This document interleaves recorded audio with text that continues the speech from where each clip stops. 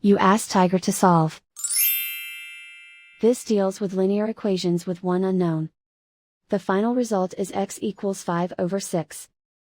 Let's solve it step by step. Isolate the x. Multiply both sides by inverse fraction 5/4. Group like terms. Multiply the coefficients. Simplify the fraction. Multiply the fractions. Simplify the arithmetic. And so the final result is x equals 5/6.